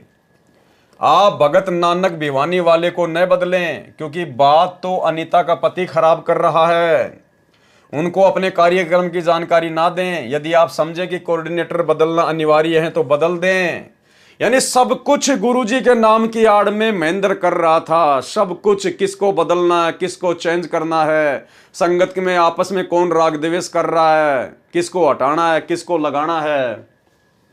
जो हाई कोर्ट चंडीगढ़ में अर्जी लगानी है मुकदमा नंबर 429, 430 वापस तथा 428 की धारा तुड़वाने की, वे 1/8/2015 से पहले डालकर प्रोसीडिंग स्टे प्राप्त करें। भगत सतदेव से पूछकर वकील RS हुड्डा की हिसार केसों की फीस केवल मेरे वकालतनामे की ही दें। अब देखिए, आ गया भगत रविंद्र का नाम यहां पर भाई और बहनों। उसी रविंद्र ढाका का नाम आ गया जिसके 500 कैंटर चलते हैं। अब गुरुदेव की तरफ से उस महेंद्र ने क्या लिखा है, आप जी खुद विचार कर लेना ज्ञान आधार से। क्या हमारे गुरुदेव भगवान इस प्रकार से अपनी लाचारी जाहिर करेंगे? भगत रविंद्र ढाका से कहना कि 50 लाख रुपए का प्रबंध कर, गुरुजी का आदेश है, खर्चा बहुत हो रहा है, भगत मोहनलाल को देना है। ये मोहनलाल कौन है? ये वही महेंद्र है। इसने पुलिस के डर से अपना नाम बदल लिया था बरवाला कांड के बाद में, मोहनलाल। ये महेंद्र से मोहनलाल बन गया था। तो क्या कह रहा है? गुरुजी का नाम लेके लिख रहा है कि वो पैसा भगत मोहनलाल को देना है, यानी महेंद्र को देना है। जितना जितना आवश्यक पड़ने पर देता रहे, उधार लेना है बाद में दे देंगे। क्या सतगुरु रामपाल जी भगवान कभी अपने भगत से उधार पैसा लेंगे? और ऐसा कौन महान नीच महान नालायक भगत होगा जो अपने गुरुजी को उधार पैसा देगा? अरे गुरुजी को तो दान दिया जाता है, सर्वस्व न्यौछावर कर दिया जाता है। कौन ऐसा गुरु होगा जो अपने भगत से उधार पैसा मांगेगा? और मान लो गुरु ने मांग लिया, उसकी परीक्षा हो सकती है, तो कौन ऐसा महानीच भगत होगा जो उधार पैसा अपने गुरुजी को देगा और फिर वापस लेने की उम्मीद रखेगा?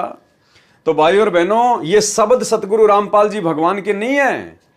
आपने किसी भी सत्संग में नहीं सुना होगा। हमेशा परमात्मा यही कहते हैं कि इस दास ने किसी से एक नए रुपए की कभी डिमांड नहीं करी। कभी भी एक नए पैसे की डिमांड इस दास ने नहीं की, और ना कभी किसी की कोई पर्ची काटी। सुनिए छोटा सा सत्संग। ते नट पेरना कांदर सासी मांग्या कर बठिया रे, अर्जुन की लो लगे सतपुरुष ते वो तो मोती देवे उदारे, टूका कारण फिरे कुकरा सत्तर घर फिर आवे, ये तो लक्षण नहीं संत के क्यों बाणा वृद्ध लजावे। अपनात्मा इस दास ने सन 1994 से आदेश हुआ था पूज्य गुरुदेव का दीक्षा देने का। 94 और 95 के मई तक तो दास सर्विस भी करता रहा, सैटरडे संडे को सेवा भी करता रहा। सब खर्चा अपने जेब से आप ही करता था। फिर परमात्मा की दया से इतना सेवा बढ़ गई, नौकरी भी त्यागनी पड़ी। दास जूनियर इंजीनियर की नौकरी करता था। उससे लेकर आज तक एक नया पैसा किसी से नहीं कहा दान दे दे या कोई पर्ची काटी हो। और आप देख रहे हो भगवान के दरबार में क्यों परमात्मा इतना देता है अपनी प्यारी आत्माओं को। और फिर उमंग भरता है, करे कराव साइया मन में लहर उठा, दादू से दरजीव के आप बगल हो जा। तो यहाँ देख लो कि कैसा मालिक की दया है, सब तरह की व्यवस्था है, और आज तक एक ना पैसा नहीं मांगा दास ने। तो कहते हैं जो मांगे सो बढ़ुआ कहिए, दर दर फिरे अज्ञानी, और जोगी जोग संपूर्ण जिसका मांगना पीवे पानी। तो ये कहते हैं गरीबदास साहिब जी कह रहे हैं कि उत्तर पश्चिम पूर्व पश्चिम उत्तर दक्षिण ये फिरदा दाने दाने नू, और सर्व कला सतगुरु साहिब की हरियाए हरियाणे नू। गरीबदास कहते कबीर साहब आए भगवान हरियाणे नू, और तो मांगते फिरो धक्के खाते फिरो उस भगवान को पहचानो। तो बताओ भाई और बहनों, अब वही परमात्मा एक भगत के आगे भिखारी बनेगा, एक भगत के सामने इस प्रकार से लाचारी पेश करेगा, और वो भी परम संत सतगुरु रामपाल जी भगवान जो पूरी सृष्टि को दे रहे हैं। तो देखिए भाई और बहनों, किस प्रकार से गुरुदेव भगवान की आड़ में और उनके भाई के द्वारा, कलयुगी भाई के द्वारा काल प्रेरणा से किस प्रकार के शब्द लिखे जा रहे हैं। ये हैं स्वतंत्र कर्म, ये स्वतंत्र कर्म है भाई और बहनों, ये भोगने पड़ेंगे, फिर आगे चलकर ये भोगने पड़ेंगे। हमने शिक्षा लेनी है, शिक्षा हमने केवल उतना ही करना जितना गुरुजी ने सत्संगों में बता दिया। उसके बाद भाई और बहनों आंखें और कान बंद कर लेने हैं, अपनी रोजी रोटी का धंधा ईमानदारी से, बाकी जितना गुरुजी ने सत्संग कर दिए वही आदेश फॉलो करते हुए अपनी भक्ति करनी है। ये ड्रामेबाजी वही करता है जो गुरु को मानुष मानता है, जो गुरु को अपने जैसा दो कोड़ी का जीव मानता है। अब ये महेंद्र दास कहां से संत रामपाल जी को परमात्मा मान लेगा, भगवान मान लेगा। अरे भैया, भाई भाई आपस में एक ही परिवार में रहते हैं, बचपन में भी रहते हैं, जवानी में भी रहते हैं, और छोटी छोटी बातों को लेकर, कभी जमीन को लेकर, कभी घर की औरतों को लेकर, छोटी छोटी बातों को लेकर कांसुनी भी हो जाती है, खेचातानी भी हो जाती है। ये तो घर घर की राम कहानी है। तो आगे चलकर वो महेंद्र कैसे संत रामपाल जी को परमात्मा मान लेगा, कबीर जी मान लेगा, कभी शौपन में नहीं मान सकता। तो गुरु को मानुष मानने के चलते स्वतंत्र कर्मों का दुरुपयोग करते हुए यहां पर इस प्रकार की बातें लिखी जा रही हैं।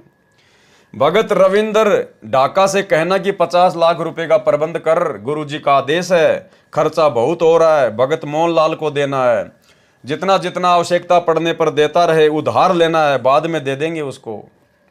नोट आगे क्या कहा गया, फिर महेंद्र के द्वारा रविंद्र ढाका को डराया गया है कि पैसे नहीं देगा तो फिर देख ले। नोट, रविंद्र ढाका क्या उत्तर देता है मुझे बताना। कोर्ट में पुस्तक बरवाला कांड की घटना बांटने के लिए सीमा जयपुर, रानी पानीपत और जो भी बहनें आश्रम में रहती थी वे सेवा कर सकती हैं। गुरुजी कभी भी अपनी शिष्या के लिए बहन शब्द का यूज नहीं करेंगे। गुरुजी बहने शब्द का यूज नहीं करेंगे, क्योंकि उन लड़कियों की उम्र 2014 बरवाला कांड के समय मात्र 20 या 25 साल की थी। तो गुरुजी उनके लिए बहने शब्द का प्रयोग नहीं करेंगे, बेटी शब्द का प्रयोग कर सकते हैं, बेटी शब्द का। तो भाई और बहनों, ये महेंद्र के द्वारा लिखा गया है सतगुरु रामपाल जी भगवान की आड़ में। रोहतक कोर्ट में भी बांट सकते हैं। संत रामपाल दास 25/7/2015 को ये लेटर निकाला गया। तो आपकी आंखों के सामने है भाई और बहनों। अब आगे चलते हैं पेज नंबर 50 के ऊपर। और क्या झूठे आरोप लगाए गए मीडिया के द्वारा, जो लेखक ने लिखा है। मिथ्या आरोप। संत रामपाल जी खुद को कभी हनुमान का अवतार बताते थे तो कभी कबीर का, खुद को जगत गुरु और भगवान बताते थे। तो लेखक जो भगत है वो क्या लिख रहा है, टिप्पणी।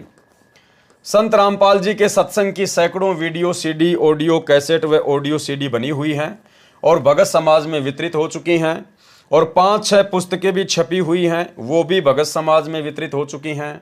कोई भी व्यक्ति महाराज जी के मुख से कहा हुआ कि मैं भगवान हूँ, मैं जगत गुरु हूँ, या मैं स्वयंभू हूँ, या मैं कबीर साहिब का अवतार हूँ, या हनुमान का अवतार हूँ आदि प्रमाणित करे और समाज के सामने लाए तो जाने।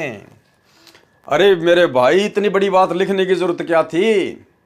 सीधा सीधा कह देते भाई ठीक है, हनुमान जी के अवतार तो उन्होंने कभी नहीं कहा, बाकी भैया वो जगत गुरु हैं, वो स्वयंभू परमात्मा हैं, वो कबीर साहिब हैं, इसमें कोई संशय नहीं है, कोई मिलावट नहीं है। भले तुम ना मानो, लेकिन वो खुद भगवान है, परमात्मा है, स्वयंभू है तो हैं।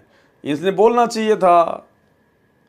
लेकिन कह रहा नहीं, आप किसी भी पुस्तक में दिखा दो संत रामपाल जी ने कभी भी अपने आप को ये नहीं कहा, वो नहीं कहा।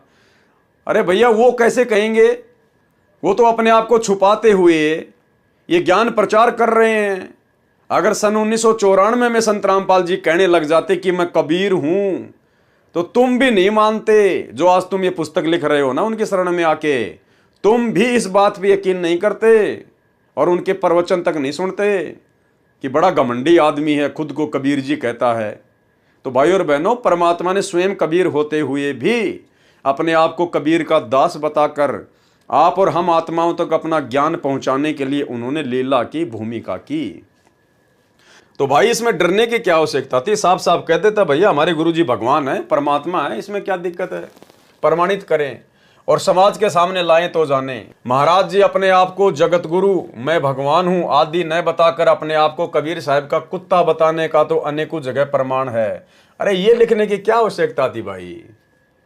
लेकिन जैसे आरोप लगाए गए हैं ऐसा प्रमाण तो एक भी जगह नहीं मिलता। जगत गुरु का जो प्रकरण है वह महाराज जी स्वयं नहीं लिखते, अपितु उनके शिष्य अनुयायी अपने गुरुदेव के ज्ञान को देखते हुए जगत गुरु कहते हैं और कहते रहेंगे। वे इन्हें कौन? भगत, वे इन्हें स्वयं कबीर साहिब आया हुआ मानते हैं और मानते रहेंगे। देखो भाई और बहनों, ये होता है केवल जुबान से कहना। 2006 करोथा कांड के बाद में आश्रम मैनेजमेंट लिख रहा है कि हम उनके भगत संत रामपाल जी को स्वयं कबीर साहिब आया हुआ मानते हैं और मानते रहेंगे। वे इन्हें स्वयं कबीर साहिब आया हुआ मानते हैं और मानते रहेंगे। लेकिन कहां माना तुम लोगों ने? अरे कहां माना? करनी तज कथनी कथ है, अज्ञानी दिन रात, कुत्ते जूं भौंकत फिरे, सुनी सुनाई बात है। अगर तुम भक्तों ने सतगुरु रामपाल जी को कबीर साहिब मान लिया होता तो तुम तो आज 2024 में भी मेरे भाई, अभी थोड़े दिन पहले जून के महीने में तुमने उस दाढ़ी मूंछ वाली कबीर जी की समझे जाने वाली नकली बनावटी कागज की फोटो का प्रकट दिवस मनाया है। तुम तो आज भी उस मुर्दा फोटो को कबीर साहिब मान रहे हो, ना कि जिंदा सतगुरु रामपाल जी भगवान को। तो लिखने को तो भाई कोई कुछ भी लिख दे। ये जितने भी नकली साधु संत महात्माओं के चेले हैं ये भी अपने गुरुजियों को भगवान ही मानते हैं, सतगुरुदेव भगवान, पता नहीं क्या क्या बोलते हैं। लेकिन वो कभी भी अपने गुरुजी को भगवान नहीं मानते और ना उनके गुरुजी भगवान हैं। लेकिन यहाँ तो सतगुरु रामपाल जी स्वयं कबीर साहिब हैं, इसमें कोई मीन मेख नहीं है। लेकिन यहाँ जिस प्रकार से इस भगत के द्वारा कहा जा रहा है, ये भगत आज भी अपने गुरुजी को कबीर साहिब नहीं मानता। खैर वर्तमान में तो ये पागल है, मेंटल हो चुका है, रोहतक से इसका इलाज चल रहा है मेंटल हॉस्पिटल में। लेकिन और जितने भी सतलोक आश्रम मैनेजमेंट हरियाणा वाले हैं वर्तमान में, गुरुदेव का कलयुगी परिवार, आज भी उनको कबीर साहिब नहीं मानता। जैसा कि यहां उन्होंने लिखा है कि हम तो संत रामपाल जी को कबीर साहिब मानते हैं और मानते रहेंगे। ना तो तुम मानते थे, ना वर्तमान में मानते हो, और कोई उम्मीद नहीं है कि तुम आगे उनको कबीर साहिब मान लोगे। अगर मान लेते तो फिर वो कागज के टुकड़े कबीर जी की समझे जाने वाली दाढ़ी मूंछ वाली फोटो को अपने घर में नहीं रखते, और ना तुम जून के महीने में उसका कबीर प्रकट दिवस मनाते। वे इन्हें स्वयं कबीर साहिब आया हुआ मानते हैं और मानते रहेंगे। अब देखना इनके अज्ञान का नमूना भाई और बहनों आगे। जो आध्यात्मिकता के मार्ग में न्याय संगत है, बिल्कुल ये बात तो सही है, आध्यात्मिक क्षेत्र में न्याय संगत है कि अपने गुरु को ही परमात्मा मानना होता है, तभी भक्ति सफल होती है। लेकिन तुमने कहां माना? जो आध्यात्मिकता के मार्ग में न्याय संगत है, क्योंकि कबीर साहिब कहते हैं कि कबीर गुरु गोविंद दो खड़े काके लागू पाए, बलिहारी गुरु आपने जिन गोविंद दिया मिलाए, मम संत मुझे जान मेरा ही स्वरूपम, कबीर गुरु गोविंद कर जानियो रहियो शब्द समाए, मिले तो दंडवत बंदगी नहीं पल पल ध्यान लगाए। अब देखो भाई और बहनों, कितनी बड़ी गलती, कितनी बड़ी बेवकूफी की है। परमात्मा की वाणियों का हवाला दे रहे हैं और अर्थ क्या कर रहे हैं? अर्थ का अनर्थ कर रहे हैं। अर्थात यदि भगवान व गुरु दोनों साथ खड़े हों तो पहले प्रणाम गुरुदेव को करना है, बाद में भगवान को प्रणाम करना है। तो तुमने तो दोनों को बराबर ही महत्व दे दिया। अरे तुमने तो दोनों को प्रणाम कर दिया। एक तरफ तो गुरु खड़ा है, एक तरफ भगवान खड़ा है। इसका मतलब गुरु तो इन्होंने अलग मान लिया और भगवान अलग मान लिया। और कह रहा पहले तो गुरु जी को प्रणाम करेंगे और उसके बाद में फिर भगवान को प्रणाम करेंगे। तो फिर गुरु जी का महत्व क्या रह गया मेरे भाई? अरे गुरु का महत्व क्या रह गया फिर? अरे कोई स्त्री है और वो कहे कि एक तरफ तो मेरा देवर खड़ा है और एक तरफ जो है मेरा वो पति खड़ा है, तो पहले तो मैं रात्रि में अपने पति के साथ में विश्राम करूंगी और उसके बाद में अपने देवर के साथ में विश्राम करूंगी। तो वो तो घटिया औरत है, वो पतिव्रता कहां से हो गई फिर? उसके तो दो दो पति हो गए। तो इसी प्रकार कह रहा है कि पहले तो, अर्थात यदि भगवान व गुरु दोनों खड़े हों तो पहले प्रणाम गुरुदेव को करना है, बाद में भगवान को प्रणाम करना है। ये बात स्वयं भगवान कहते हैं, न कि कोई गुरु अपने पास से। और फिर हवाला क्या दे रहा है कि ये बात खुद भगवान कह रहे हैं। अरे कब कहा भगवान ने कि गुरु के बाद में मेरे को प्रणाम करना है? एक छोटा सा सत्संग सुनाते हैं आपको सतगुरु रामपाल जी परमेश्वर जी का, आपको आइडिया हो जाएगा इन भक्तों को कितना तत्व ज्ञान है और कितना इन्होंने अच्छे से सत्संग सुने हैं। सतगुरु रामपाल जी भगवान ने बताया कि जब तुम त्रिकुटी पर जाओगे ये शरीर छोड़कर, उस समय तुम्हारी परीक्षा होगी। और मान लो त्रिकुटी पर ये दास भी खड़ा है और दूसरी तरफ वो कबीर भगवान आके खड़ा हो जाए, जिसको हम लोग नादानी में वर्तमान में कबीर भगवान मान रहे हैं, दाढ़ी मूंछ वाले को। तो गुरुदेव कह रहे कि एक तरफ तो ये दास खड़ा है और एक तरफ वो कबीर भगवान अपने ओरिजिनल रूप में आके खड़ा हो गया, दाढ़ी मूंछ वाले रूप में। अब आप भक्तों ने क्या करना है? गुरुदेव कह रहे हैं इसी वाणी का हवाला देते हुए, गुरु गोविंद दोनों खड़े काके लागू पाए, बलिहारी गुरु अपना जिन गोविंद दियो बताए। तो गुरुदेव कह रहे हैं कि आपने केवल अपने गुरु जी के ही चरणों में पड़ना है, केवल अपने गुरु जी के चरणों में। अगर उधर भगवान की तरफ देख भी लिया, उस परमात्मा की तरफ अगर देख भी लिया, अगर झांक भी लिए, झांकना हरियाणा राजस्थान में कहते हैं देखना, यूं ऊपर मुंह करके झांकना, जैसे किसी खिड़की में से झांक के देखना। तो गुरुदेव कह रहे हैं अपने गुरु जी के ही चरणों में पड़ना है। अगर तुमने उधर झांक भी लिया उस दाढ़ी मूंछ वाले कबीर जी की तरफ, और यदि तुमने उनको प्रणाम कर लिया, उसी समय रिजेक्ट हो जाओगे, रिजेक्ट। और फिर गुरु जी कह रहे यहां भी ऐसा ही है, यानी जब तक हम धरती पर हैं इस मनुष्य शरीर में, तब तक भी आपने ऐसा ही करना है। उस दाढ़ी मूंछ वाली कबीर जी की फोटो को दंडवत प्रणाम नहीं करना, उसको भगवान नहीं मानना।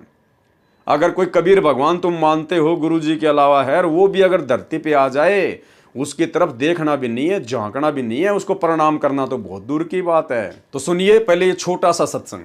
गुरु और गोविंद दोनों खड़े, वहां मान लीजिए परमात्मा दोनों रूप बना के खड़ा हो जा, एक दास का रूप और दूसरा अपना ओरिजिनल रूप। तो कहते हैं वहां भी परीक्षा होगी, किसके लागू पाए। सबसे पहले कहते बलिहारी गुरु अपना जिन गोविंद दियो मिलाए। अपने गुरु जी के ही चरणों में गिरना, वहां पर परमात्मा की तरफ अगर झांक भी लिया, उधर साथ होगी तो वो रिजेक्ट करेंगे आपको। यहां भी ऐसा ही होगा। तो वहां गुरु जी के ही चरणों में समर्पित होना है, तो भगवान प्रसन्न। तो भाई और बहनों, सत्संग आपने सुन लिया।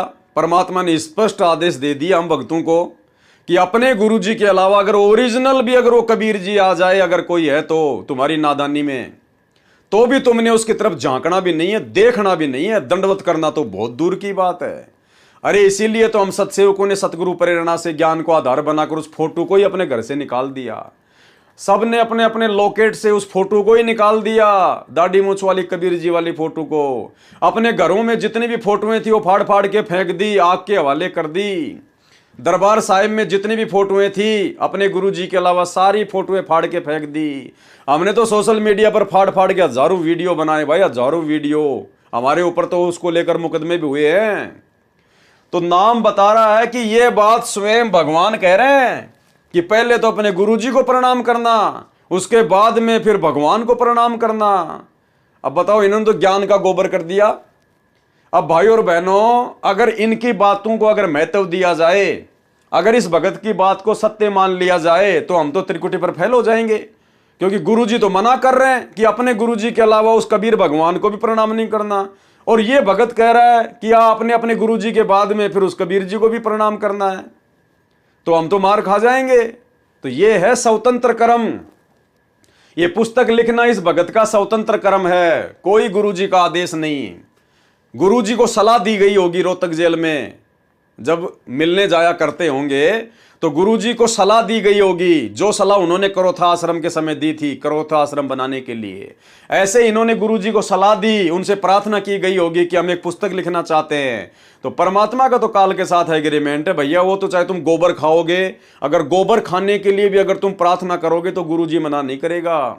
गुरुजी ये कहेगा बहुत अच्छी बात है यार, गोबर तो बहुत मीठा होता होगा, खा ले, गुरुजी मना नहीं करेंगे। गुरुजी ने ज्ञान दे दिया, अब आपने जो करना है वो करो, आपके कर्म आपके साथ में।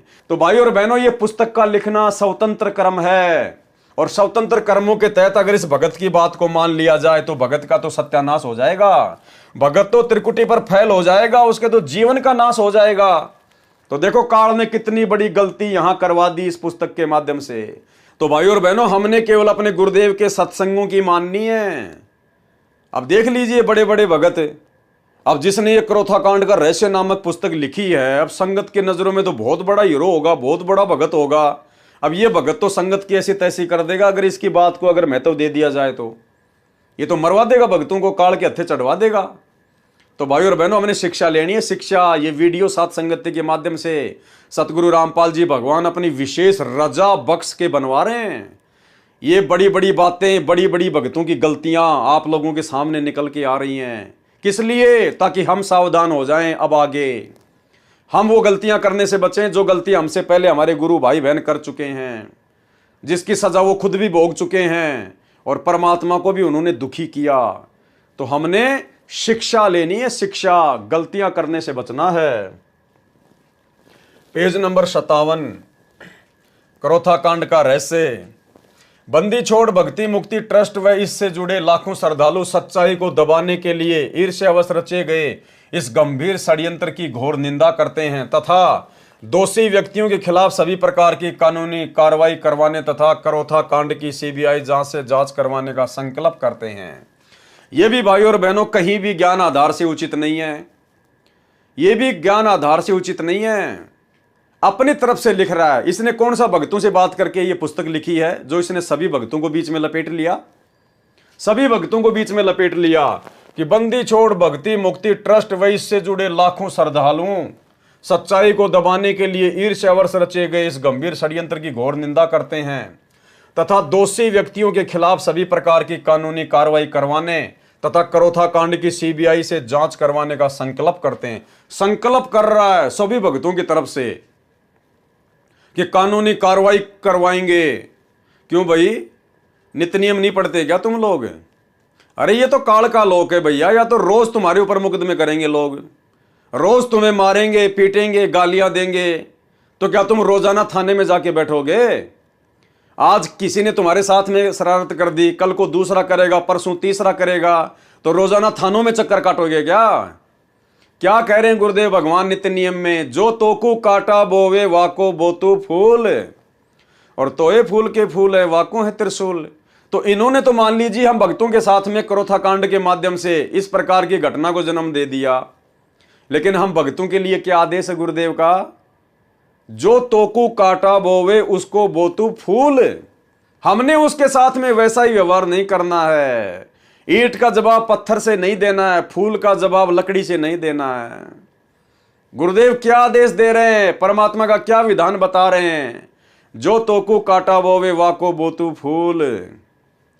तो आप तो भाई साहब कानूनी कार्रवाई कर रहे हो, आप तो उनके खिलाफ मुकदमे करवाने की सोच रहे हो। तो लगता है आप जी नित्य नियम नहीं पढ़ते, और पढ़ते हैं तो वाणियों पे ध्यान नहीं देते। ये भक्तों के काम नहीं है, ये संतों के काम नहीं होते हैं। अरे संतों को तो अपने गुरु पे विश्वास करके मर्यादा में रह के भक्ति करनी होती है, उसके बाद दुनिया तुम्हारा क्या बिगाड़ देगी? अरे परमात्मा ने कहा कि जब तक हंसा मेरी आना काल लगे ना तेरा बाणा, जब तक मेरा भगत मेरी मर्यादा में है तेरा कोई अटैक होगा ही नहीं, तो काहे की टेंशन ले रहे हो भाई तुम? लेकिन ये क्रोथा कांड तुम्हारी मनमानियों का नतीजा, तुम्हारे स्वतंत्र कर्मों का नतीजा। अब भुगतो, तुम्हारे अंदर इतना ज्ञान तो है नहीं, इतना दिमाग तो है नहीं। गुरु को तुमने मानुस माना, तो गुरु का भी आशीर्वाद तुम्हारे साथ में नहीं है। तो लड़ो लड़ाओ आपस में, तुम्हारे ऊपर वो मुकदमे करें, तुम उनके ऊपर मुकदमे करो, लड़ो और मरो आपस में, जबकि ये भक्तों के काम नहीं है। भाई और बहनों, हमने हर स्थिति में अपने गुरुदेव भगवान पर विश्वास रखना है, हमारे गुरुदेव के साथ में सन 1994 से 2014 बरवाला कांड तक, और उसके बाद बरवाला कांड से लेकर वर्तमान 2024 तक शुरुआत में जेल में ना जाने कितने लोगों ने कैसी कैसी बदतमीजियां की हैं। जब गुरुजी गांव-गांव सत्संग करने जाते थे, लोग गालियां निकालते थे। वो चिड़ी गांव की घटना जो आपको पहले बताई गई है, गुरुजी की गाड़ी को रास्ते में रोककर 3-4 गुंडों के द्वारा गुरुजी के साथ में मारपीट की गई। गुरुजी से कान पकड़वा कर उठक बैठक निकलवाई गई। जमीन में नाक से 7 लकीरें निकलवाई गई कि दोबारा इस गांव में नहीं आएगा सत्संग करने के लिए। उसके बावजूद भी गुरुदेव भगवान ने अपनी तरफ से कोई मुकदमा नहीं किया किसी के ऊपर। किसके ऊपर करें भाई? ये सभी तो परमात्मा के बच्चे हैं। क्या बाप अपने बच्चों के ऊपर मुकदमा करेगा? और अब हमें समझ में आ गया कि भले उन्होंने उपदेश नहीं ले रखा है, जगत वाले हैं, लेकिन है तो हमारे भाई बंधु। हम सभी एक परमात्मा के बच्चे हैं, सतलोक से आए हुए हैं। वो नादान है, काल की भांग पी रखी है, तो क्या हम ईंट का जवाब पत्थर से देंगे? क्या हम उनके साथ में लड़ाई झगड़ा करेंगे? फिर हमारे में और उनमें क्या अंतर हो गया? अरे फिर वो जगत वाले में और हम भक्तों में क्या अंतर हुआ फिर? अरे फिर उनके ऊपर प्रभाव कैसे होगा हमारे व्यवहार का, हमारे आचरण का, अगर हम लोग जैसे का तैसा ही जवाब देंगे तो ये परमेश्वर के विधान के खिलाफ है। आपके ऊपर यदि नाजायज किसी ने मुकदमा किया है, आपको परेशान कर रहा है, तो भाई आपने अपने गुरुदेव पर विश्वास रखना है।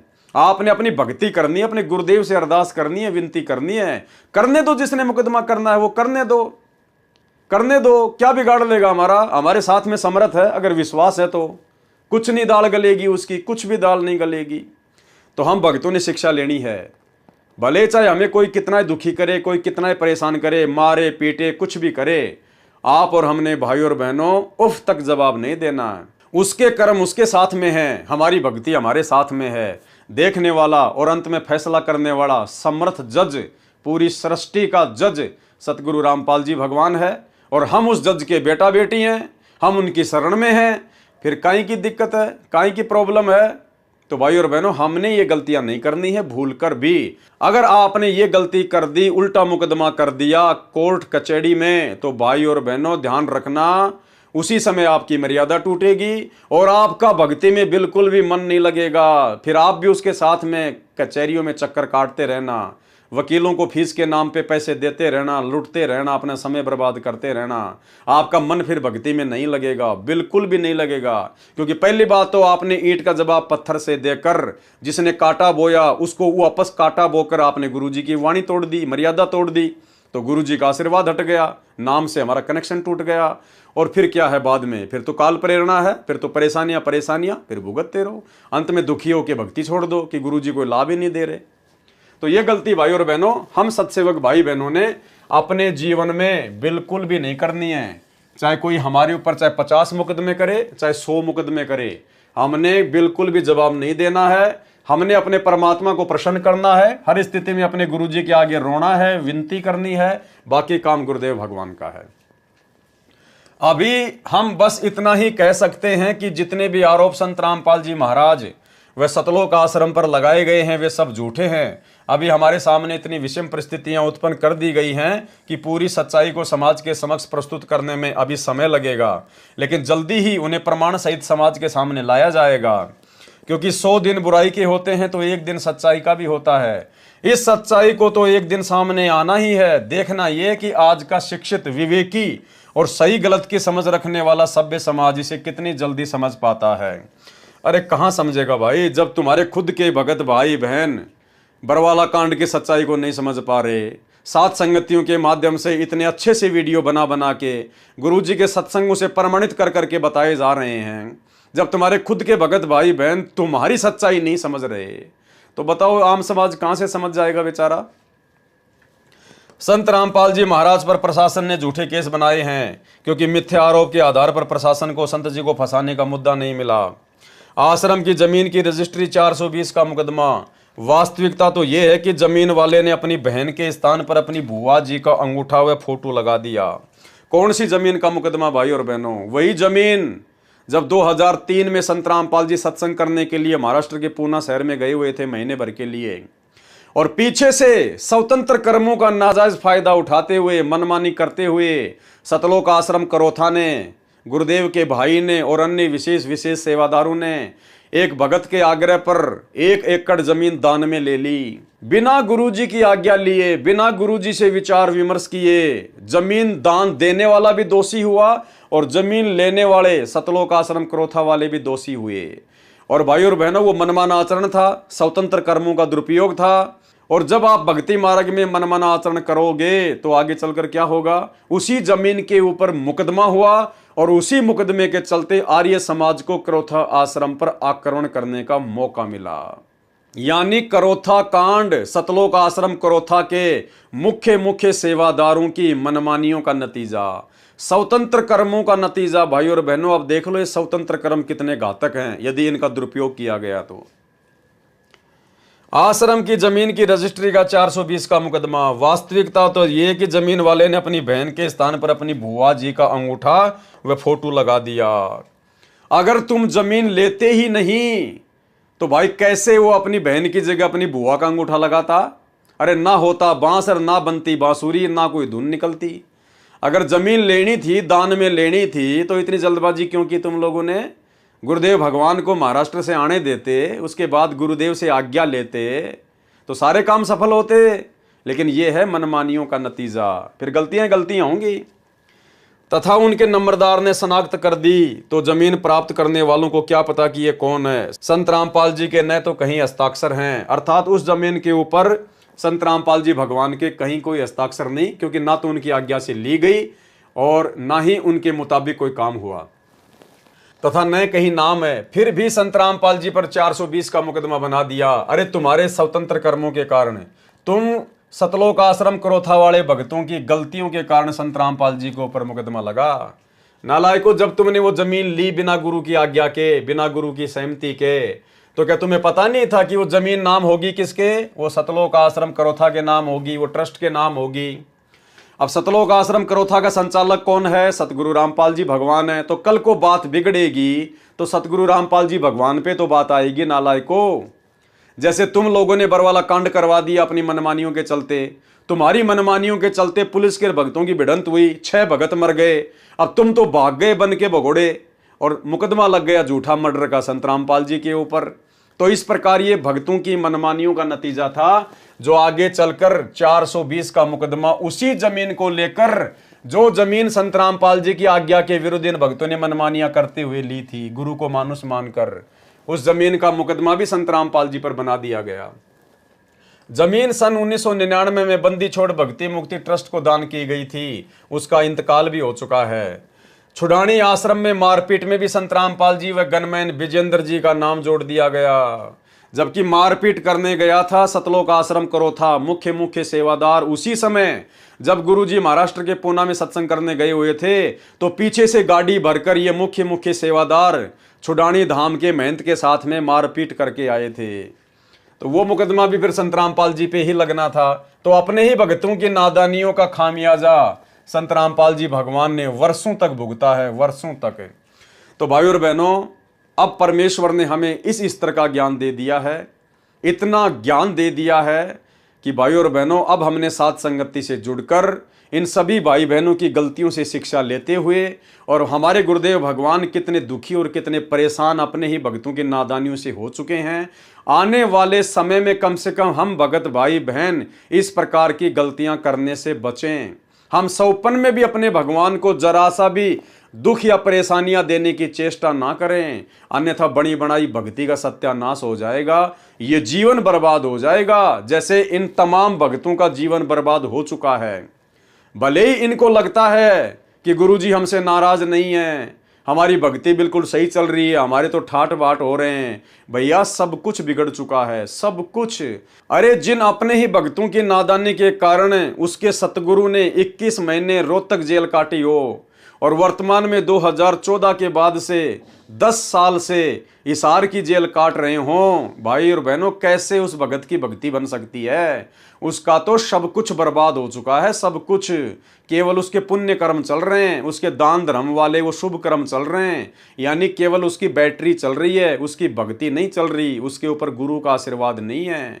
जिस दिन बैटरी डिस्चार्ज हो जाएगी उसी दिन सारी सुविधा बंद हो जाएगी। तो भाई और बहनों, अब हमने निकट भविष्य में इस भक्ति मार्ग में अपने पूज्य पिताजी, अपने गुरुदेव भगवान को, अपनी आत्मा के परमात्मा को जरा सी भी सौपन में भी किसी भी प्रकार की कोई तकलीफ या परेशानी देने की चेष्टा नहीं करनी है।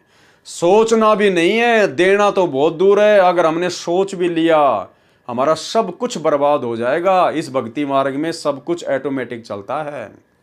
जिन बातों से ये गुरु दुख पावे उन बातों को दूर भगावे, उखाड़ के फेंक दो उन बातों को जिन बातों से हमारे गुरु जी को जरा भी तकलीफ हो। तो भाई और बहनों, ये सारी बातें आप जियों को समझ में आ चुकी है कि किस प्रकार से करोथा कांड हुआ, क्यों बरवाला कांड हुआ। खैर, बरवाला कांड के ऊपर हम कल रात्रि 9 बजे से भ्रष्ट जज को मार्ग नामक पुस्तक के माध्यम से वीडियो बनाना शुरू करेंगे।